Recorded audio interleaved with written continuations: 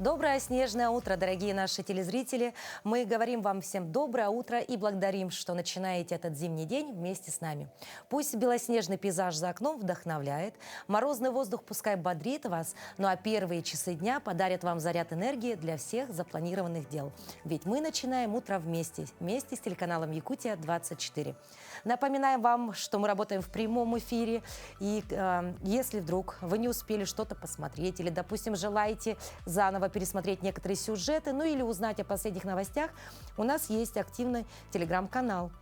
Если вы до сих пор не в нашей команде, легко добавиться к нам. Это нужно отсканировать QR-код, который вы видите прямо сейчас на экране. Ну и, собственно, в течение дня периодически заходить, смотреть, какие у нас есть новости в ленте. Ну и, конечно же, можете давать свои комментарии, задавать вопросы. Ну а мы с удовольствием выйдем в обратную связь. Ну и, конечно, если вы вдруг только проснулись и еще не посмотрели, что у нас за окном, мы предлагаем вам ознакомиться с рассказом о погоде.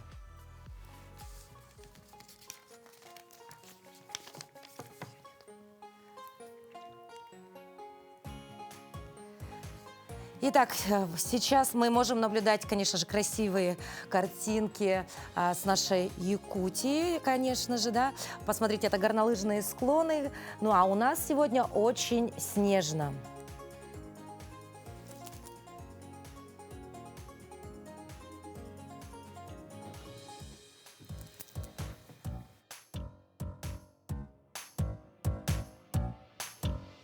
Температура воздуха на 6 часов утра в центральных районах была на отметке минус 25 градусов. В заречной группе 17,2 ниже 0. В южных до 29 градусов мороза. В Вилюйской группе 29-22, в Нижнеленских до минус 30. В западных 32-26. В Колымендигирской группе улусов до минус 40, в Янских 37-29 со знаком минус. На северо-западе 44-29. В Якутске температура воздуха на 6 часов утра была на отметке минус 24 градуса. Атмосферное давление 758 миллиметров ртутного столба. Ветер северный от 1 до 2 метров в секунду. Сегодня днем снег. Ветер также северный от 1 до 5 метров в секунду. Температура воздуха ожидается до минус 6 градусов.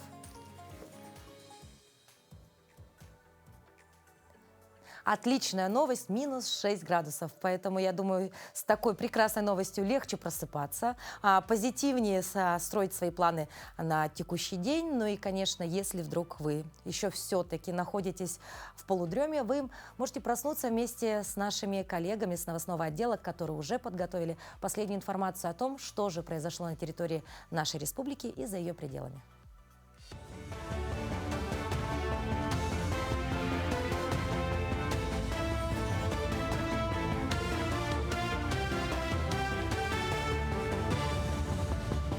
Приветствую вас, коллеги и зрители. Расскажу о самых актуальных событиях этого утра. Родителям участников СВО предложили разрешить брать отпуск вместе с ними. Депутаты предложили предоставить родителям участников специальной военной операции право на одновременное пребывание в отпуске с ребенком военнослужащим. Соответствующий законопроект направлен на заключение правительства. По мнению авторов инициативы, совместно проведенный отпуск поможет военным в борьбе со стрессом, улучшит их психологическое состояние, поднимет моральный дух и укрепит боевую устойчивость. Ветераны специальной военной операции отправляются в автотур. Маршрут пройдет через ряд населенных пунктов с конечными точками в Момском и Нижнеколымском районах. По пути участники автопробега будут останавливаться в школах, где проведут встречи и мастер-классы для молодежи. Главная цель поездки – патриотическое воспитание подрастающего поколения и сохранение памяти о героизме защитников Отечества. Ветераны спецоперации отметили, что такие встречи помогают укреплять связь поколений и формировать активную гражданскую позицию у школьников. У нас девиз «За победу». Ну, как сказать, за победу не только в воинском плане, в военном плане, но и за победу здесь, в тылу, и за победу в умах наших. И по пути будем встречаться с молодежью, с населением, с ветеранами. И вот таким образом поедем. Ну, попытаемся что-то свою какую-то, хоть маленькую лепту за победу внести. Научный центр «Алроса» празднует 65-летие со дня освоения. Все подробности у наших коллег. Научный центр «Алроса» Институт Якутднепра-Алмаз празднует 65-летие со дня основания. Его сотрудники проводят исследования в самых разных сферах алмазодобычи – от гидрогеологии и геомеханики до обогащения полезных ископаемых. Ученые института разработали обновленную стратегию развития научно-исследовательской части. Она станет базой стабильной деятельности предприятий группы «Алроса». Также свои достижения они представляют на всероссийских конкурсах, завоевав призовые места и звание «Золотой фонд строительной отрасли». Заняты ученые и работой на местах. Они анализируют результаты исследований, разрабатывают нормативы для подразделений компании, обеспечивают безопасную работу объектов в условиях многолетней мерзлоты.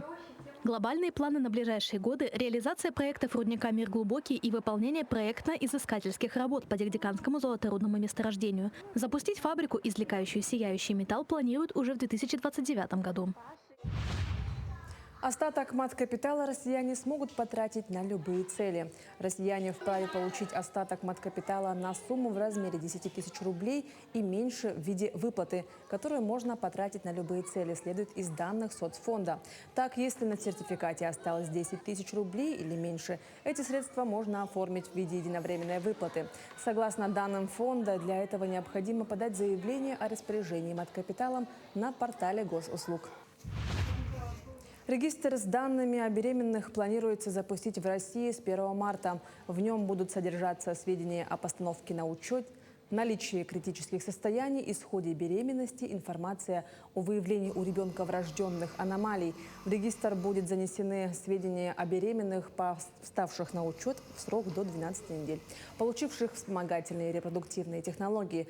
Кроме того, будет вестись учет доли нормальных беременностей, доли доношенных детей, доли детей, у которых возникли отдельные состояния в перинатальном периоде, доля детей, у которых после рождения диагностированы врожденные аномалии, деформации или хромосомные нарушения.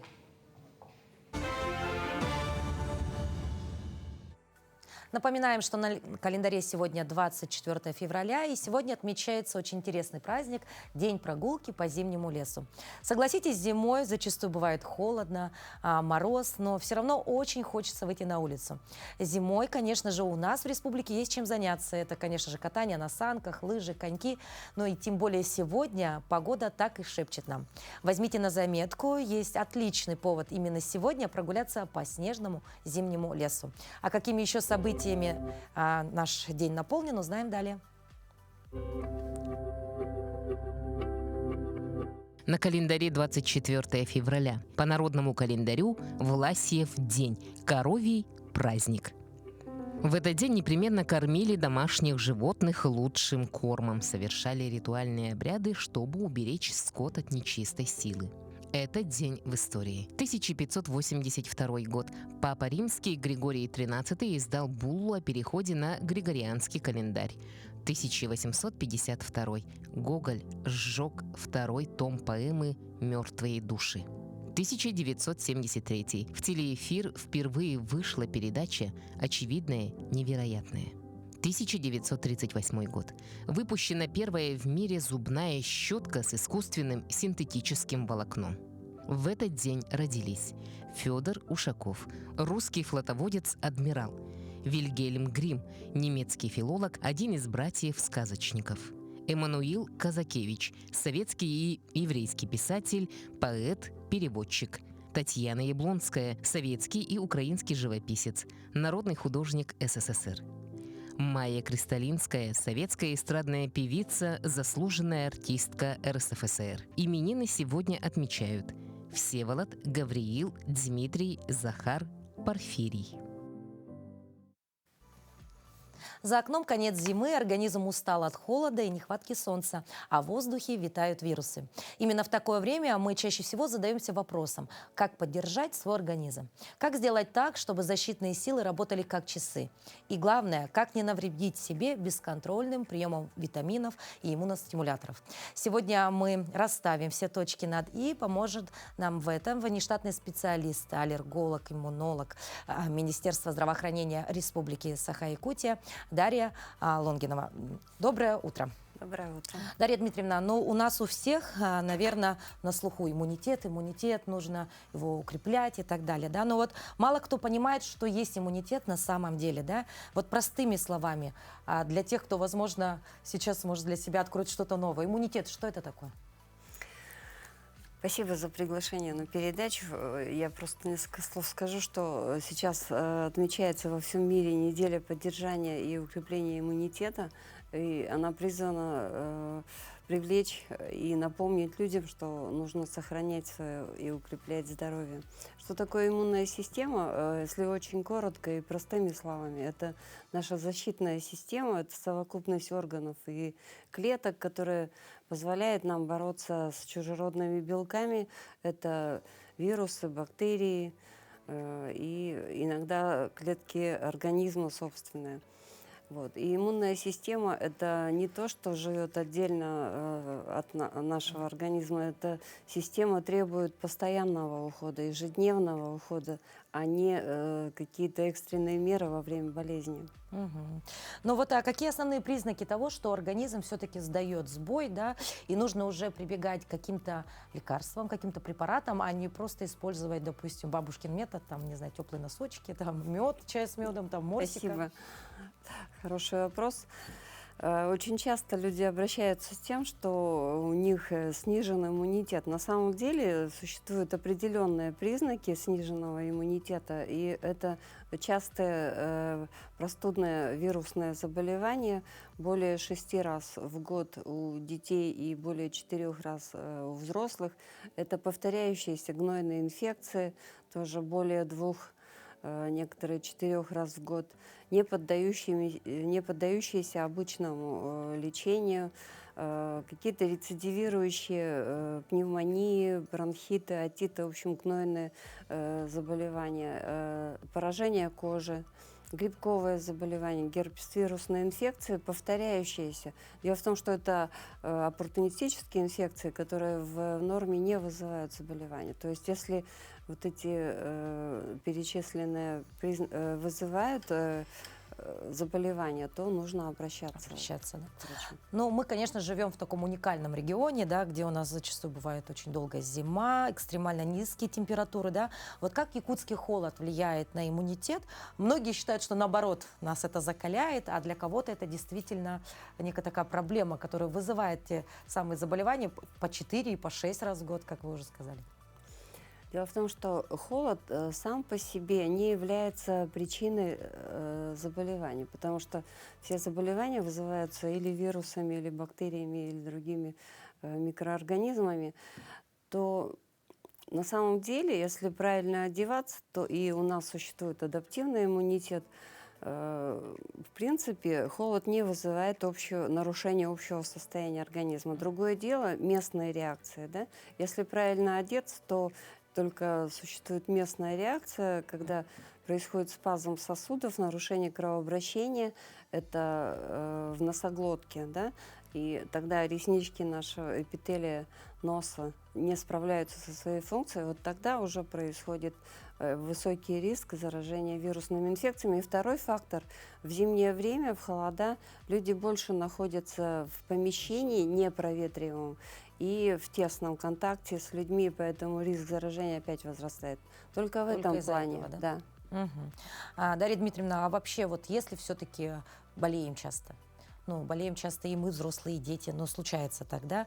Вот сейчас в аптеках огромнейший выбор различных противовирусных, иммуномодуляторов, да? И многие родители употребляют это сами и дают детишкам, ну, в качестве профилактики, как они думают, да? Правильно ли это? И если нет, то в чем главная, может быть, ошибка в таких случаях? Дело в том, что тут надо разграничить четко. Есть препараты иммунотропные, то есть влияющие на иммунитет. Это серьезные препараты, которые применяются строго по назначению врача и требуют обязательного наблюдения. Это серьезные препараты, о которых говорить не нужно. И существует огромный ряд безрецептурных препаратов, да, начиная от растительного происхождения, животного происхождения, синтетические, полусинтетические препараты. На самом деле, если нет индивидуальной непереносимости, то эти препараты на самом деле безопасны, Просто не стоит прибегать к их применению постоянно, бесконтрольно, да, и существуют препараты более профилактического действия, это чаще растительного происхождения, и сейчас очень много препаратов, стимулирующих выработку интерферона или сами интерфероны. Еще раз подчеркну, что они безопасны, поэтому на самом деле, если человек и примет их, ничего плохого в этом не будет, но я не советую прибегать в каждом конкретном случае. Вот как раз один из признаков нарушения иммунитета – это когда организм не справляется с вирусным заболеванием. Вот тогда нужно прибегать к приему таких препаратов. А вот, может быть, дадите какой-нибудь совет, да, вот очень часто мы видим на коробочках в аптеке написано улучшает иммунитет, повышает иммунитет, да, вот эти вот пару слов, и люди думают, что вот оно, чудо-средство, да. Может быть, на что-то нужно обращать внимание или как-то перепроверить, возможно, да. И вообще, вот как выбирать те самые заветные средства? Смотрите, вот от тех препаратов, которые я сказала, серьезные, да, там никогда не будет написано «повышает иммунитет». Все, что вот эта фраза, они звучат в биологических добавках, вот, то есть, которые не являются вообще лекарственным препаратом, поэтому всегда с осторожностью надо прибегать к этим препаратам и всегда учитывать индивидуальную непереносимость. Ну, а лучше, конечно, обратиться к иммунологу, да, который все проверит, все расскажет и подскажет. Ну, смотрите, наверное, к иммунологу нужно приходить на прием, когда, вот я коротко перечислила проблемы, да, то есть не каждый случай требует консультации иммунолога, аллерголога. Нужно все-таки обращаться к педиатру, детям, к терапевту, вот, и тогда только приходить на консультацию. А как вот вы лично, Дарья Дмитриевна, оцениваете такой вариант поддержания своего иммунитета, как обливание холодной водой? Ну, смотрите, я сказала, что иммунитет – это система, за которой нужно ухаживать. Так вот, самое главное у нас признаки, какие нужно меры принимать. Во-первых, это здоровый сон. Считается, что не меньше 7-8 часов в день. Это правильное питание, не просто правильные суперфуды, да, которые сейчас очень модно на слуху. Так вот, это сбалансированное питание, которое содержит достаточное количество белков, жиров и углеводов обязательно. И это закаливание. Это может быть контрастный душ, это может быть бани, сауны, да. Обязательно физическая активность. Считается, что правильно не менее 30 минут в день на свежем воздухе проводить просто обязательно, и 150 минут хотя бы в неделю в общей сложности. Вот. Это стрессоустойчивость, это то, что влияет на наш иммунитет. И отказ от курения и приема алкоголя. Да. Это то, что напрямую влияет на наши иммунные клетки. Спасибо большое, Дарья Дмитриевна, за то, что посетили наш утренний эфир, за такие полезные советы. Я думаю, что многие наши телезрители, возможно, сейчас так спросонья все-таки обязательно прислушаются к ним, да, и, возможно, внедрят что-то в свой такой ежедневный, рутинный образ жизни. Спасибо вам, желаем вам всего хорошего, здоровья, самое главное, и чтобы ваш рабочий день прошел на ура. Спасибо большое. Берегите себя и своих близких. Ну, а мы не зря заговорили про закаливание, ведь Якутск на днях присоединился к международной акции по массовому обливанию водой. На площадке ледового городка «Северное сияние» прошла ежегодная международная спортивно-патриотическая акция «Быть здоровым – это модно». Мероприятие было приурочено к Году единства народов России и Году культуры в Республике Саха-Якутия. В Якутске акция собрала около 100 участников. Ровно в 14 часов дня участники массово облились холодной водой, разделившись на 3 цветовые колонны, что создавало эффект живого флага России. Акция «Быть здоровым – это модно» проводится уже в 14-й раз, и с каждым годом интерес к ней растет. Организаторы мероприятия подчеркнули важность здоровья, единства и патриотизма как выбор сильных граждан своей страны. Ощущения очень хорошие, классные. Вот. Я сегодня бегала 50 километров и сразу пришла сюда. Я занимаюсь уже 3-й год отживанием. До этого я занимался, босиком ходила, обливалась холодной водой всегда. Ага. Принимаю душ холодный. Бегаю сперва 10 по 10 километров каждый день. Будьте все здоровые, занимайтесь спортом, берегите здоровье. Всем добра, удачи. Многие восхищаются людьми, которые каждое утро, например, обливаются холодной водой. Это действительно мощный заряд бодрости. Но не стоит бросаться в ледяную воду без подготовки, так как вы рискуете не просто не укрепить свой иммунитет, помочь своему здоровью, а можно даже и навредить ему. Куда мудрее начать с малого, например, с легкой утренней зарядки. Всего 10-15 минут упражнений помогут разогреть мышцы, улучшить кровообращение и настроиться на продуктивный день. Давайте делать зарядку вместе.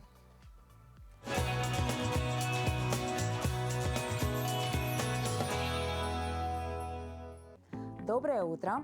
Сегодня мы с вами сделаем зарядку со стульчиком на мышцы пресса. Скоро лето, и нам нужно его привести в тонус. Что мы будем с вами сделать?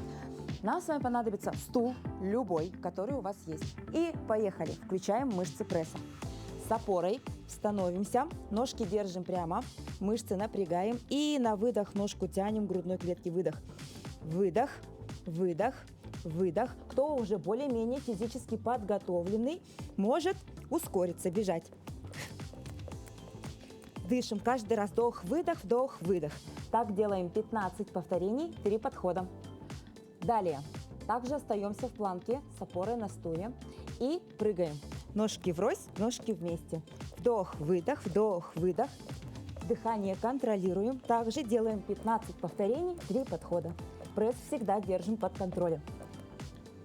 Следующее упражнение, это у нас с вами 3-е по счету. Садимся на краешек стула, хватаемся по краям, поднимаем ножки и на выдох подтягиваем их к себе. Вдох, выдох, вдох, выдох. Подконтрольно чувствуем включенный пресс от предыдущих 2 упражнений. Выдох. Тоже делаем 15 повторений, 3 подхода. Вдох, выдох. Отлично. И последнее. Сидим ровно, также на краешке стула. Подняли ручки наверх, вдох. Поднимаем ножку, руки свели, пресс давит внутрь. Выдыхаем за счет живота, выдох. 10, 9, 8, 7, 6, 5, 4, 3, 2. Также делаем 15 повторений, 3 подхода. Вы почувствуете, как ваши мышцы пресса включаются в работу, и живот станет подтянутым. Делайте это 3 раза минимум в неделю, и вы увидите шикарные результаты. Ну что ж, проснулись, а ваш мозг, возможно, еще спит? Не спешите за 3-й чашечкой кофе, например, а возьмите, к примеру, кубик Рубика. Всего 5-10 минут сборки, и вы почувствуете, как мысли стали четче, а внимание острее. Это как некая зарядка, но уже для ума. Особенно полезно заниматься этим на постоянной основе и ставить для себя некие цели. Так, например, 9-летний мальчик из Польши установил мировой рекорд, собрав кубик Рубика за 2,76 секунды. Это первый официально зафиксированный результат быстрее 3 секунд. Рубеж, который долгие годы считался пределом человеческих возможностей. Этот психологический барьер преодолел, как вы видите, ребенок. Ранее подобную скорость показывали только машины. Так, например, робот одной из компаний справился с задачей за 0,305 секунды и был внесен в книгу рекордов Гиннесса. Человек за это время успевает лишь только моргнуть.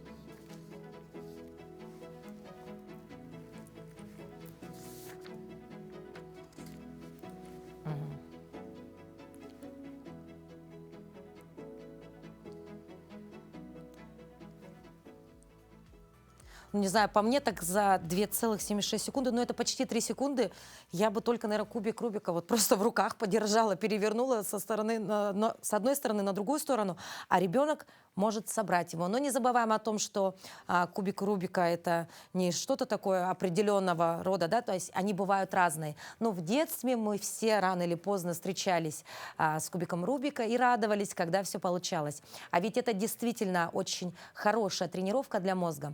Но сейчас сейчас в мире есть еще более эффективные инструменты, такие, например, как нейроигры. Звучит, конечно, что-то как будто из фантастики, а на деле это совершенно простые и веселые упражнения, которые помогают ребенку лучше запоминать некие вещи, быстрее соображать, ловче двигаться, ну а также спокойнее реагировать даже на стресс. Хотите узнать, какие игры точно понравятся вашему ребенку? Смотрите наш следующий сюжет.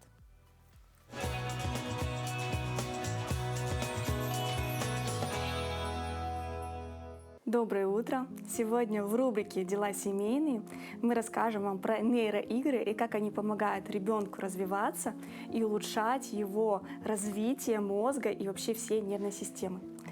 Арон, давай сегодня покажем, как мы с тобой играем.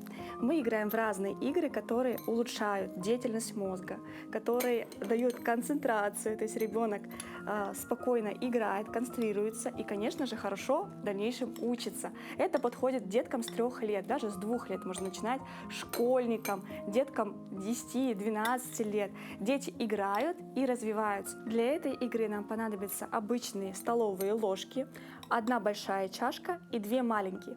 И задача ребенка одновременно 2 руками брать крупу, крупа может быть абсолютно любая, и нести ее в чашке. В этот момент у него развивается сразу 2 полушария, которые отвечают за речь, которые отвечают за координацию и концентрацию. То есть одновременно у него работает вся его головка, и, конечно же, он развивается и становится более усидчивым, и является отличной подготовкой к школе. Считается, что если ребенок 20 дней подряд будет играть в такие игры, он будет учиться на 5. Еще одна нейроигра с карандашами. Таким же образом мы играем, мы берем карандаши 2 руками и одновременно их кладем. Давай, Ара, начнем. Беру, кладу. Еще раз. Беру карандаши, кладу. Еще беру и кладу. В этот момент у него тоже задействованы все нейронные связи в голове, развиваются 2 полушария, формируется внимание и концентрация.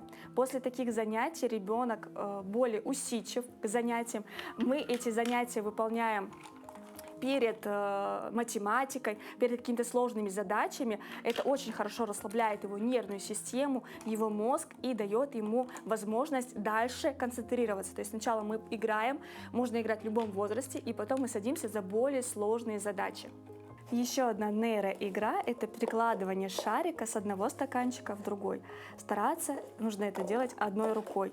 На самом деле это выглядит легко, но ребенку с 2 лет это делать не так-то просто.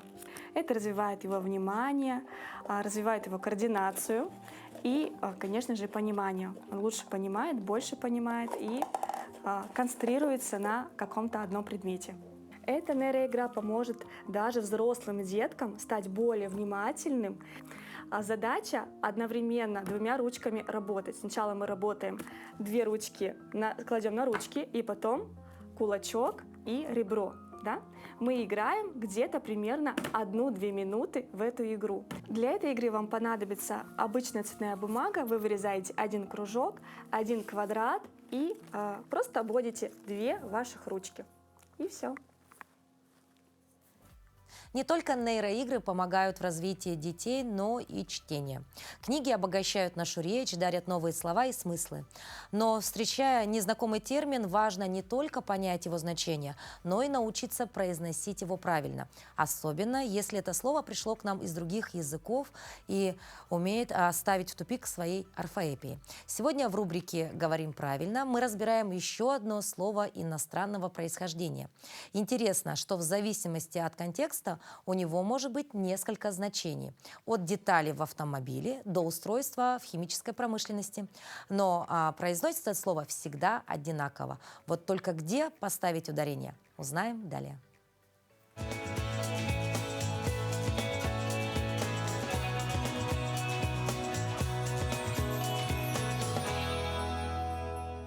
Доброе утро, дорогие телезрители! Сегодня мы поговорим о слове, которое обожают любители кудрей и ароматов. Это слово «диффузор». Мы поговорим о том, как его правильно произносить и как его правильно писать. слово «диффузор», хотя очень похоже на французское, на самом деле имеет более глубокие корни. Оно латинское по происхождению и образовано от латинского корня «ardiffundo» – «рассеиваю». И поэтому ударение в нем падает не на последний слог, а на предпоследний слог, на второй. И нужно произносить «диффузор». Однако у этого слова есть маленький нюанс. У него есть вариант произношения, который связан с профессиональной деятельностью. Дело в том, что мы можем, согласно норме, обычные, скажем так, люди, носители языка, произносить правильно, а вот те, кто связан профессионально с диффузорами, то есть это и парфюмеры, и парикмахеры, а еще и химики, и физики, у них в лексике профессионально тоже есть слово «диффузор», они могут произносить это слово с ударением на последний слог. Но напоминаю, что такое ударение не является общепринятым, общеупотребительным. Оно является профессионально ограниченным. Поэтому мы с вами говорим «диффузор». А что касается написания, то тут все однозначно, без всяких вариантов. Согласно орфографическому словарю под редакцией Владимира Владимировича Лопатина и Ольги Евгеньевны Ивановой, в слове «диффузор» пишется две буквы «Ф». Давайте говорить правильно. Всего доброго! Хотите говорить грамотно и уверенно? Начните больше читать. И наоборот, если стремитесь читать быстрее, то работайте над своей речью. Эти навыки подпитывают друг друга. Чем богаче ваш словарный запас, тем легче понимать тексты. Чем чаще вы встречаете слова на письме, тем увереннее будете использовать их в разговоре. Не знаете, что выбрать из литературы? Загляните на нашу книжную полку.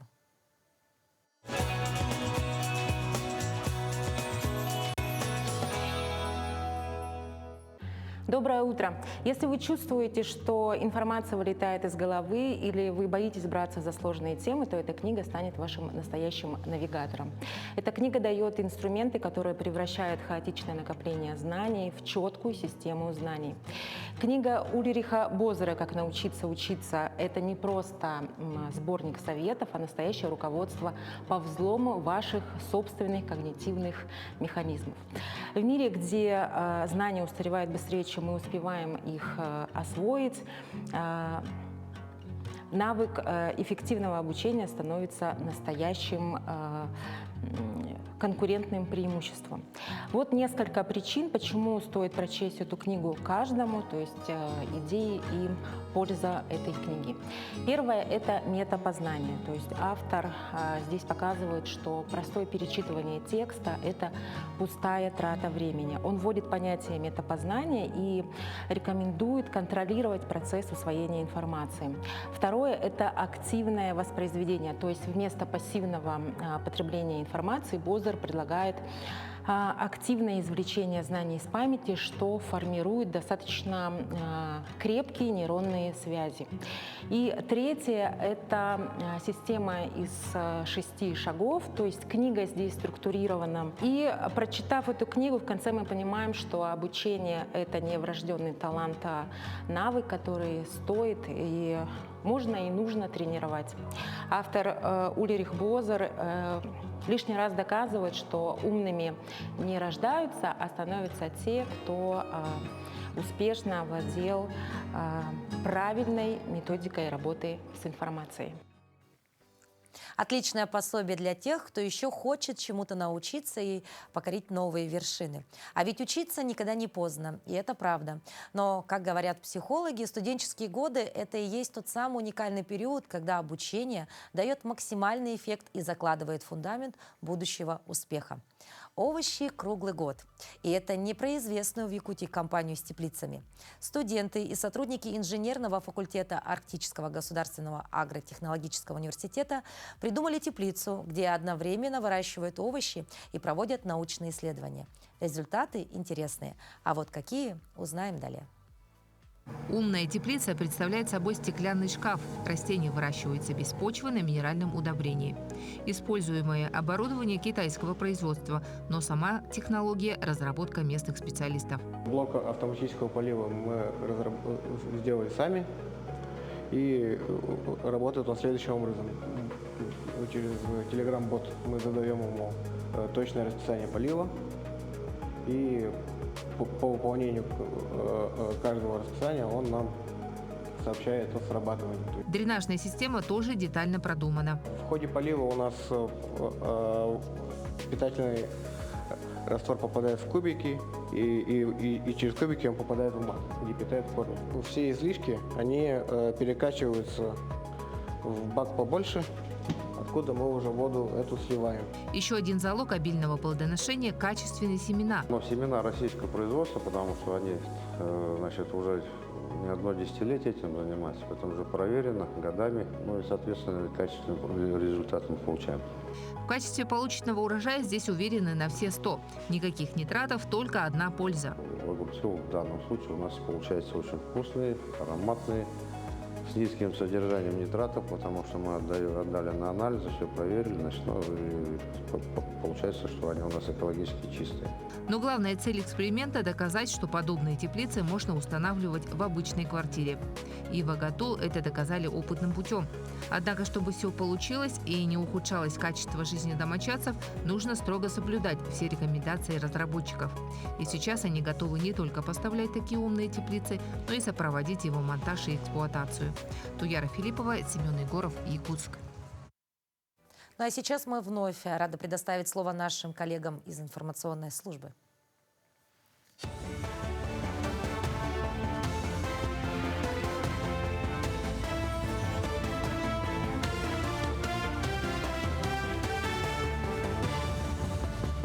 Мы продолжаем рассказывать актуальные новости к этому часу.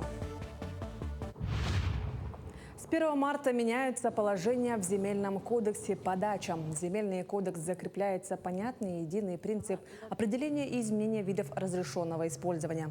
Он определяется с учетом правил, установленных для конкретной территории. Собственникам это упростит процедуру определения и изменения вида разрешенного использования участка. Во многих случаях она станет уведомительной. Для бизнеса важный практический вывод. Если фактическая деятельность на участке не соответствует виду разрешенного использования и установленным ограничениям, возрастают риски отказов в согласованиях, споров и претензий со стороны контроля. Арендодаторам важно, что использовать участок для иных целей, нежели предусмотренных договором аренды и установленными требованиями, станет гораздо сложнее.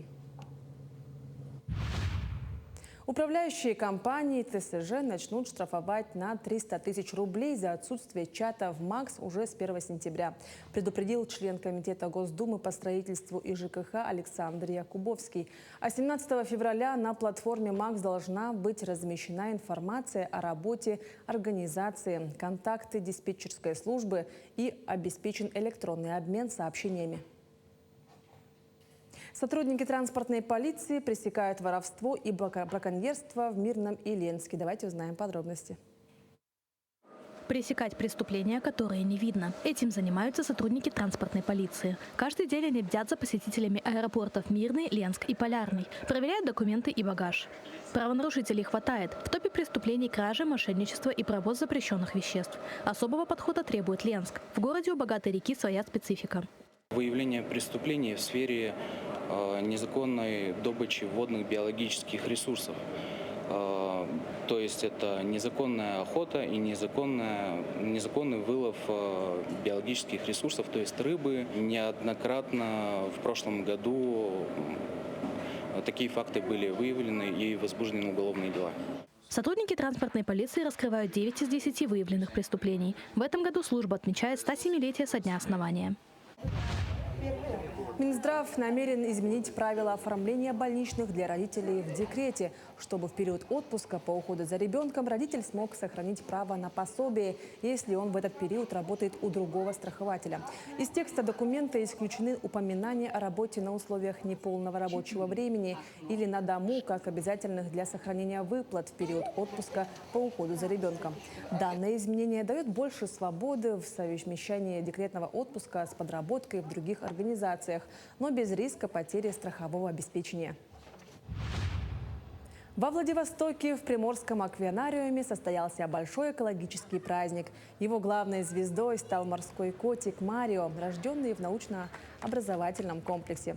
Вместе со своим тренером он встречал гостей в холле и показывал все, на что способен. В программе мероприятия также была экскурсия по экспозициям и творческие мастер-классы. По словам сотрудников океанариума, загрязнение окружающей среды человеком – это одна из основных угроз жизни и здоровью млекопитающих. Это социализация зверя, то есть это ему польза, чтобы он привыкал к людям. Ну и к тому же он рожден у нас в Приморском океанариуме. Ему, в принципе, мало что страшно и много что интересно. Он очень любопытный, любознательный, то есть ему много что интересно. Даже вот мы когда выходим, ну, на сегодняшнем примере вы увидели, очень большое количество людей для него это впервые. Как бы для каждого животного это стресс. Вот, но как мы увидели, он справился с этим на отлично. Он, конечно же, чуть-чуть нервничал, озирался по сторонам, так как рядом с ним был тренер, и я переживал это вместе с ним. То именно мы в первую очередь несем всю эту угрозу для них. Вот. Загрязняя океаны, моря, то есть банально просто даже не следя за тем, как вот на природу мы ездим, да просто банально заберите с собой этот мусор, не оставляйте его, сделайте мир чище чуть-чуть. Вот. И эти животные будут жить в лучшем мире, в лучшей среде. Такими были новости этого утра. Всего хорошего и до встречи в эфире.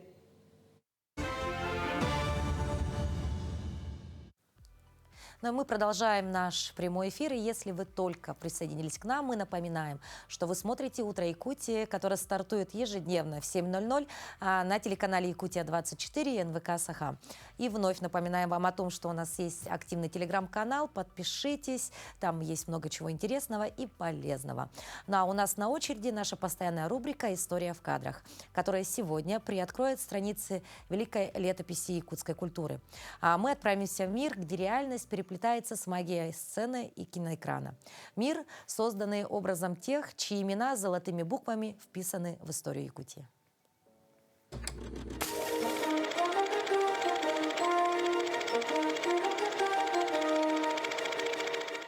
Здравствуйте, меня зовут Егор Пеньков. Я ведущий методист Национального центра аудиовизуального наследия народов Республики Саха-Якутия. В каждом из нас искусство театра пробуждает самые яркие воображения, позволяя зрителям погрузиться в мир фантазий и эмоций, а артиста превращает в мгновение и вечность. Одним из таких выдающихся артистов Якутии был советский якутский актер, театральный режиссер, народный артист СССР Дмитрий Федорович Ходулов. Родился Дмитрий Ходулов 4 августа 1912 года в Медино-Кангаласском улусе в бедной крестьянской семье. В 20-летнем возрасте Дмитрий Федорович уезжает в Якутск, где поступает в драматическую студию при Якутском музыкально-драматическом театре. После окончания студии в 1934 году он был зачислен в группу Якутского музыкально-драматического театра имени Аюнского. На этих кадрах 1958 года Иркутской студии кинохроники вы видите Дмитрия Федоровича в роли Отелло в документальном фильме «Повесть о земле якутской». В 1972 году Таджикфильм выпускает художественный фильм «Тайна предков» по роману Николая Якутского. Режиссером фильма выступил Марат Арипов, сценаристом Лев Габышев. В этом фильме Дмитрий Ходулов полюбился зрителям, блестяще исполнив роль старика Сидюка. Сами съемки этого фильма в основном снимались в суровых зимних условиях на Урале. Еще одной ключевой фигурой, яркой звездой в истории культуры Якутии является заслуженный артист РСФСР, народный артист Якутской АССР, лауреат Государственной премии имени Аюнского, член Союза писателей СССР, лучший исполнитель Аланхо, активный пропагандист национального фольклорного искусства Гавриил Гаврилович Колесов. Гавриил Колесов – талантливый артист, одаренный писатель. На этих кадрах 1970 года вы видите фрагменты фильма Николая Сантаева «Песня Якута», где Гавриил Колесов исполняет таюк. Гавриил Колесов является большим знатоком творчества Алексея Елисеевича Кулаковского и произведений Алампа. Составив по произведениям Алампа программу «Репертуар», он много гастролировал по Якутии. А вот здесь вы видите кинохронику Восточно-Сибирской студии «Золотое звено» 1977 года, где Гавриил Колесов исполняет таюк для строителей БАМа.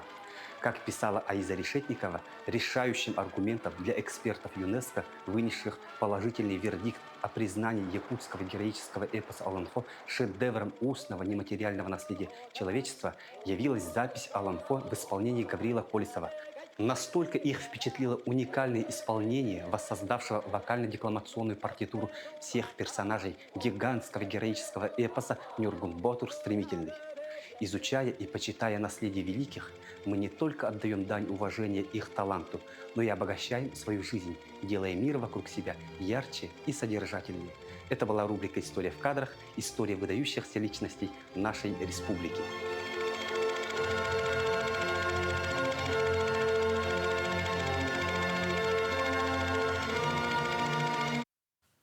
Вот такие кадры нашей истории мы только что видели. Черно-белые, зернистые, но такие родные.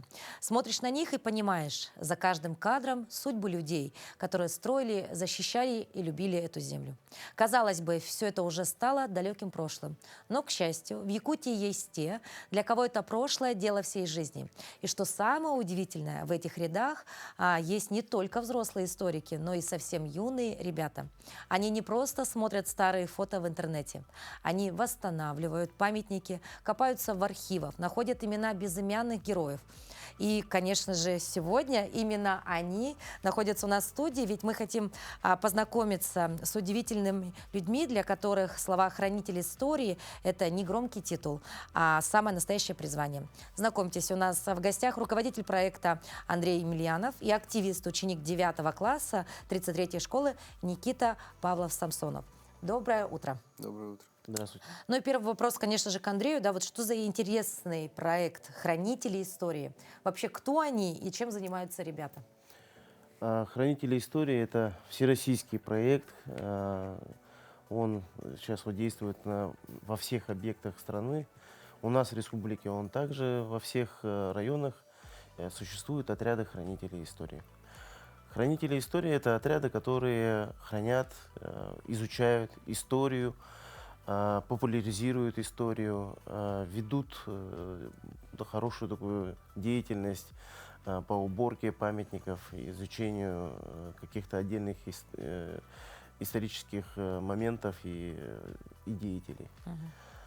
У нас в республике более 1500 детей сейчас охвачены в этом проекте.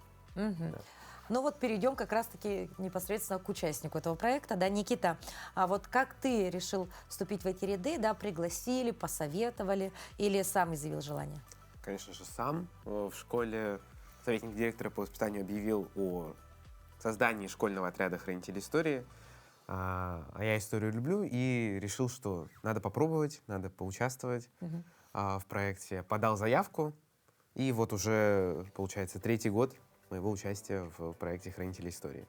Ну и, значит, уже есть такой опыт, да, небольшой. Но я знаю, что вот буквально недавно вы вернулись с города Уфы, да? Чем занимались там? Ну и, собственно, какие результаты?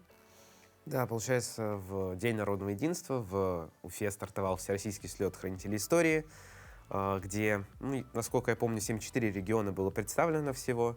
Команды со всех вот этих 74 регионов России.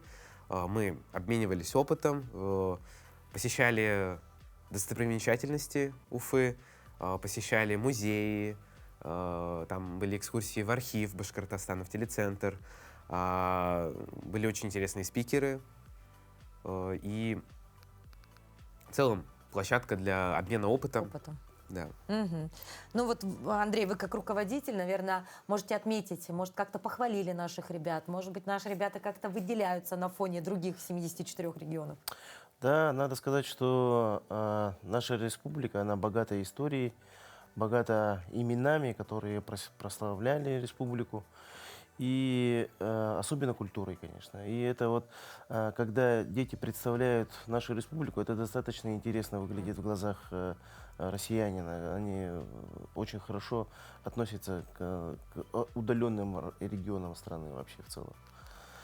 И да, наши ребята, вот благодаря таким детям, которые представляют нашу республику, они очень хорошо отражают нашу культуру, историю, республику в целом. Они вообще круто представляют. Да. Ну вот Никита представлял республику, да, и вот, может быть, есть какой-то очень интересный вопрос, что тебе задали, возможно, который тебя удивил или остался в памяти. Вот, может быть, ребята вообще благодаря тебе открыли какой-то новый факт о Якутии. Есть такое что-нибудь на память? Именно с всероссийского слета, Да, имеете в виду? Да. Ну, на самом деле там все было интересно, круто, организовано. Ну, запомнился вот момент, так как мы стартовали в День народного единства, у нас на монументе дружбы у них в городе Уфа стартовал слет, открылся он флешмобом с народными танцами всех народов России. Вот этот момент точно запомнился. И, наверное, пожалуй, беседа, классная встреча, как это называется, с руководителем юнармии, героем России Владиславом Головиным. Вот было очень интересно послушать его. Ну и вновь вернемся к руководителю проекта. Да, вот многие, может быть, сейчас задумаются, а зачем вообще вступать вот в ряды подобных сообществ, для чего это нужно подросткам, да? А не проще ли заняться учебой, историю изучать вот по учебникам и, собственно, этим ограничить себя? Ну, вы знаете, на самом деле дети, которые входят в этот проект, они идут целенаправленно для того, чтобы глубже изучить историю, глубже и понимать историю. И это становится уже такой вот постоянной деятельностью их, да, они привыкают и вливаются в эту историю, то есть вот в эту жизнь активистов движения первых хранителей истории. Угу. Ну, Никит, вот ты сказал, что ты очень любишь историю, да? Хочешь ли ты как-то связать свое будущее, соответственно, с историей? Потому что обычно любовь к тому или иному предмету в школе, она все равно ведет за собой выбор профессии, да? Или все-таки история — это твое хобби и увлечение? Я в целом люблю гуманитарные предметы в школе. Ну и думаю, история на моем будущем выборе тоже как-то отразится обязательно, да? Ну, а может быть, у тебя есть какой-то определенный период в истории, или, может быть, история какой-то страны привлекает, вот в которой тебе интересно вот действительно что-то изучать, познавать новые факты? Думаю, в целом история России, наверное, пожалуй... Да нет, за весь период. За весь период интересно. Как тебе даются даты, имена, фамилии запоминать? Вот зачастую историю обычно многие школьники не любят, потому что, сложно запомнить все эти факты. Ну, даты сложно запомнить, а так в целом факты, события, вот это как-то легко запоминается. Ну, а если вдруг сейчас нас смотрят подрастающее поколение или их родители, говорят: ой, так мы тоже хотим стать хранителем, да, хранителем истории. Вот как поступить, куда обратиться, ну и в целом, есть ли это в каждой школе на сегодняшний день возможность попасть в хранители? Конечно же, возможность попасть в проект есть у каждого. Надо всего лишь зайти на сайт будьвдвижении.рф, найти проект хранителей истории и зарегистрироваться. Ну, обычно руководители первыми регистрируются, отправляют реферальную ссылку для того, чтобы ребята регистрировались, заходили к нему в отряд. В отряде у нас, как правило, должно входить 5 человек, 5 детей плюс 1 руководитель. Но в целом это, конечно, может быть и 15, и 20, и может целый класс. Но участвовать в каких-то активностях они будут в количестве 5 человек. Ну а вы как руководитель проекта, наверное, знаете немножечко наперед, да? Вот, может быть, какие-то интересные проекты сейчас впереди будут у ребят, да, над которыми они уже работают. И, возможно, мы их, кстати, и обсудим в студии как-нибудь следующего эфира. Хорошо. Вот в этом году у нас есть 3 региональные активности в рамках проекта. Это слет пост номер 1, это ведение почетного караула. Он идет у нас совместно с юнармией. Ребята уже, я думаю, те, кто давно находится в юнармии, они уже достаточно опытные в этом деле. Да? Второй момент — это слет хранителей истории традиционный, где будет отбор. В этом году наши ребята, победители регионального слета, поедут в Санкт-Петербург. И постоянная деятельность — это «Верни герою имя». Ну, то есть то, о чем я говорил в начале, это взять под патронат памятник, вести какую-то исследовательскую работу, проводить субботники и изучать, популяризировать проект и историю в целом. Андрей, Никита, спасибо за то, что посетили наш эфир. Вот на этих словах мы и завершим нашу беседу. Действительно, вы делаете благое дело. Но и самое главное, что у ребят есть интерес к этому, и пускай ваши ряды пополняются. Но а тебе знание истории своего родного края, истории нашей страны в целом поможет все-таки стать настоящим гражданином Российской Федерации. Спасибо вам большое, хорошего вам дня. Ну, а у нас вот так вот потихонечку, помаленечку наш эфир подходит к концу, и хотелось бы завершить его вновь рассказом о погоде, ведь сегодня у нас здесь такие уникальные метаморфозы. Ведь в Якутске температура воздуха на 6 часов утра была на отметке минус 24 градуса. Атмосферное давление 758 миллиметров ртутного столба. Ветер северный от 1 до 2 метров в секунду. Сегодня днем ветер также будет северный от 1 до 5 метров в секунду, а температура воздуха будет у нас в Якутске до минус 6 градусов. Ну а в центральных районах на 6 часов утра температура воздуха была на отметке минус 25 градусов, в заречной группе минус 7, минус 2, в южных 29-26 ниже 0, в Вилюйской группе 29-22, в Нижнеленских до 30 градусов мороза, в западных до минус 32, в Колымы-Дигирской группе улусов минус 40, в Янских 37-29, ну а на северо-западе ожидается до минус 44.